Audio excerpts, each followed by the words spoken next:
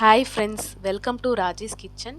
இன்றைக்கி நம்ம என்ன பார்க்க போகிறோன்னா வெந்தயக்கீரை தொக்கு எப்படி செய்கிறதுன்னு பார்க்க போகிறோம். இது உடம்புக்கு ரொம்ப நல்லது, குளிர்ச்சியும் கூட. வெந்தயக்கீரைனாலே சிறு கசப்பாக இருக்கும், பட் நம்ம எப்படி கசப்பு இல்லாமல் செய்கிறதுன்னு வீடியோவில் பார்க்கலாம் வாங்க. வானிலை எடுத்துக்கோங்க, 2 ஸ்பூன் எண்ணெய் ஊற்றிக்கோங்க. கடலை பருப்பு 3 ஸ்பூன் எடுத்துருக்கேன் நான் இப்போது. எடுத்துகிட்டு நல்லா பொன்னிறமாக வதக்கிக்கோங்க. அடுத்து காஞ்ச மிளகாய் எடுத்துக்கோங்க.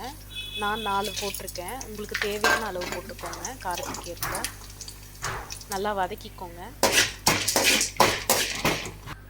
தனியாக எடுத்து வச்சுக்கோங்க, ஆற விடுங்க கொஞ்ச நேரம்.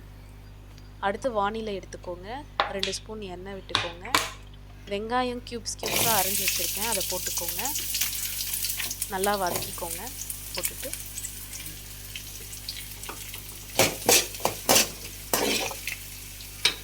அடுத்து தக்காளி ஆட் பண்ணுங்கள், அதுவும் க்யூப்ஸாக அரைஞ்சி வச்சுக்கோங்க. நான் இன்றைக்கி 2 வெங்காயம் எடுத்திருக்கேன், 2 தக்காளி எடுத்துருக்கேன். நல்லா வதக்கிக்கோங்க.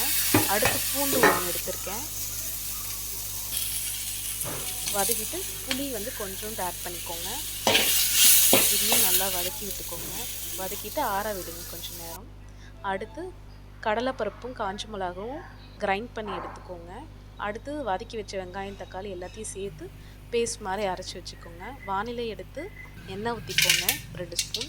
கடுகு தாளிக்கு ஏற்ப போட்டுக்கோங்க, கொஞ்சம் சீரகம். அடுத்து கீரை எடுத்து போட்டுக்கோங்க, வெந்தயக்கீரை. வெந்தயக்கீரை ஆயும் போது காம்பு இல்லாமல் எடுத்து வச்சுக்கோங்க. அது நல்லா சுருண்டு வந்தோடனே இந்த பேஸ்ட்டை ஆட் பண்ணிக்கணும், அரைச்சி வச்ச பேஸ்ட்டை. அடுத்து உப்பு, மிளகாய்த்தூள் வேண்டுன்னா போட்டுக்கலாம். நம்ம போட்டுட்டு நல்லா நல்லெண்ணெய் ஊற்றிக்கோங்க. நல்லா தொக்கு கன்சிஸ்டன்சிக்கு வந்துடும். நம்ம வெந்தயக்கீரை ரெடி. தேங்க்ஸ் ஃபார் வாட்சிங். இந்த வெந்தயக்கீரை இட்லி, தோசை அண்ட் தென் ரைஸ்க்கு சாப்பிட்டா சூப்பராக இருக்கும். கசப்பே தெரியாது. இது ட்ரை பண்ணி பாருங்கள் ஃப்ரெண்ட்ஸ்.